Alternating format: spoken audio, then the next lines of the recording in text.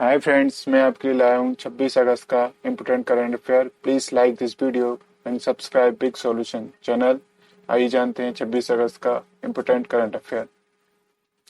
First question है, राजीव गांधी खेल रत्न पुरस्कार 29 अगस्त 2020 के लिए किस पैरा एथलेटिक्स खिलाड़ी को चुना गया है? तो यह है मरियप्पन। मैंने आपको 24 अगस्त की वीडियो में भी ये क्वेश्चन बताए थे। एक बार फिर ये इम्पोर्टेंट है, इसलिए मैं आपको दोबारा इस क्वेश्चन के जरिए बता रहा हूँ। और ये 29 अगस्त को मेजर ध्यानचंद के बर्थडे पर दिया जाता है यह पुरस्कार राष्ट्रपति के द्वारा। नेक्स्ट क्वेश्चन पर आते हैं, हाल ही में कितने खिलाड़ियों को अर्जुन पुरस्कार दिए गए हैं? तो 2020 में जो अर्जुन पुरस्कार दिए जाने हैं वो कितने लोगों को दिए गए हैं, यह पूछा गया है। तो यह 27 लोगों को दिए गए हैं। अगले क्वेश्चन पर आते हैं, हाल ही में 2020 के लिए कबड्डी खेल के लिए द्रोणाचार्य पुरस्कार लाइफ टाइम श्रेणी में किस कोच को दिया गया है? तो यह किस कोच को दिया गया है? यह हमारे कृष्ण कुमार हुड्डा हैं, जिनको यह पुरस्कार दिया गया है, अर्जुन पुरस्कार, द्रोणाचार्य पुरस्कार लाइफ टाइम श्रेणी में। अगले क्वेश्चन पर आते हैं, दिल्ली कैपिटल ने किस पूर्व ऑस्ट्रेलियन तेज गेंदबाज को अपना नया बॉलिंग कोच घोषित किया है? तो यह है रायन हैरिस। जी हाँ, रायन हैरिस। अभी हाल ही में आने वाले आईपीएल में दिल्ली कैपिटल ने रायन हैरिस को, तेज गेंदबाज जो हैं, उनको अपना नया कोच चुना है बॉलिंग के लिए। तो हैरिस का क्रिकेट करियर देखते हैं। इनके जो टेस्ट हैं वो 113 विकेट लिए हैं टेस्ट में इन्होंने, ओडीआई में 44, टी20 में 4 और 2009 में डेक्कन चार्जर्स के साथ आईपीएल जीता था इन्होंने। ये भी आपको याद रखना है, इनका करियर पूछा जा सकता है। नेक्स्ट क्वेश्चन है, धर्म या विश्वास के आधार पर हिंसा के शिकार लोगों के लिए अंतर्राष्ट्रीय दिवस कब मनाया जाता है? तो यह है 22 अगस्त को मनाया जाता है। थोड़ी जानकारी जानते हैं इस प्रश्न की। संयुक्त राष्ट्र महासभा ने 22 अगस्त को धर्म या विश्वास के आधार पर हिंसा के शिकार लोगों के लिए अंतर्राष्ट्रीय दिवस के रूप में नामित किया है।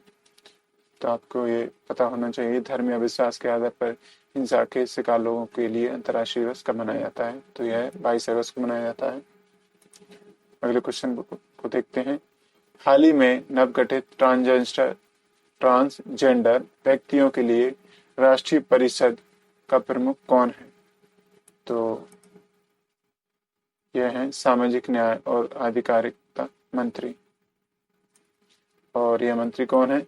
हमारे श्री थावरचंद गहलोत। ठीक है, आपको याद रखना है, जो नवगठित ट्रांसजेंडर व्यक्ति हैं उनके लिए ये अध्यक्षता कौन करेगा, राष्ट्रीय परिषद का प्रमुख कौन होगा। नेक्स्ट अगले क्वेश्चन पर आते हैं, मत्स्य पालन में जैव ईंधन प्रौद्योगिकी के माध्यम से गहन जलीय कृषि को बढ़ावा देने के लिए एक नई योजना किस राज्य सरकार ने शुरू की है? तो यह राज्य सरकार है उड़ीसा। जी हाँ, उड़ीसा ने यह योजना शुरू की है और इसका उद्देश्य क्या है? बायोफ्लोक आधारित खेती प्रणाली, एक सीमित क्षेत्र में गहन मछली झींगा उत्पादन को बढ़ावा देने के लिए एक नई तकनीक है। अगले क्वेश्चन पर आते हैं, हाल ही में किस संस्थान को राष्ट्रीय खेल प्रोत्साहन पुरस्कार के लिए चुना गया है? तो यह है आर्मी स्पोर्ट्स इंस्टीट्यूशन, यह पुणे में स्थित है और इसको इस बार राष्ट्रीय खेल प्रोत्साहन पुरस्कार के लिए चुना है।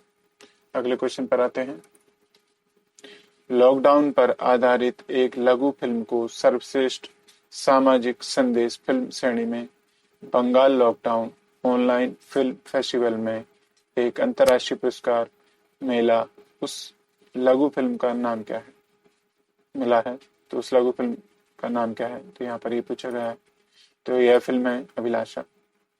और ये जो हमारा कोविड-19 वायरस चल रहा है, कोरोना वायरस, उसी के ऊपर ये फिल्म बनाई गई है। तो अंतर्राष्ट्रीय फिल्म पुरस्कार से इसे नवाजा गया है 50 देशों की फिल्में ली गई थी, पर सर्वश्रेष्ठ अभिलाषा लघु फिल्म है, तो इसको ये पुरस्कार दिया गया है। अगले क्वेश्चन पर आते हैं। 24 अगस्त 2020 को वायुसेना प्रमुख air chief marshal Rakesh Kumar Singh Bhadauria ने नई दिल्ली में वायुसेना मुख्यालय वायु भवन में एक मोबाइल एप्लीकेशन लॉन्च किया है। एप्लीकेशन का नाम क्या है? तो एप्लीकेशन का नाम है माई IAF, तो माई इंडियन एयरफोर्स। तो यह किस लिए किया गया है, आइए जानते हैं थोड़ा। Centre for development of advance computing के सहयोग से विकसित किया गया है। ऐप वायुसेना में शामिल होने के इच्छुक लोगों के लिए कैरियर से संबंधित जानकारी और विवरण प्रदान करना है।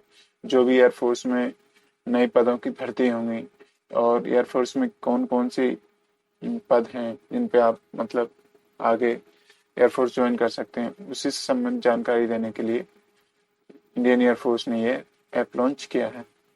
अगले क्वेश्चन पर आते हैं, और आपको ये भी याद रखना है राकेश कुमार सिंह भदौरिया हमारे एयर चीफ मार्शल हैं, ठीक है, एयर चीफ मार्शल हैं। अगले क्वेश्चन पर आते हैं।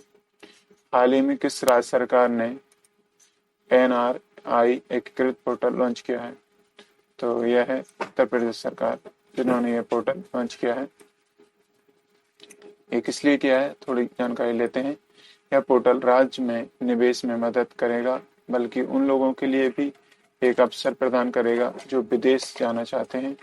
यह पोर्टल विदेशी भारतीयों और NRI को भी स्थानीय प्रशासन या राज्य सरकार के साथ उनके समस्याओं को हल करने में मददगार साबित होगा।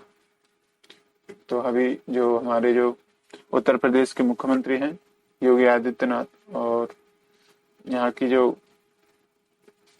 गवर्नमेंट है बीजेपी की, उन्होंने ये पोर्टल को लॉन्च किया है।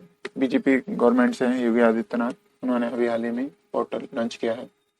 अगले क्वेश्चन पर आते हैं। हाल ही में सरकार ने कर छूट की घोषणा की है। कितने लाख रुपए तक की सालाना टर्नओवर कारोबारियों को GST में छूट दी गई है? तो पहले ये समय सीमा थी 20 लाख रुपए, अब गवर्नमेंट ने इसको बढ़ा दिया, दुगना कर दिया है 40 लाख तक आपको कोई GST नहीं देना होगा, ये गवर्नमेंट ने हाल ही में कहा है।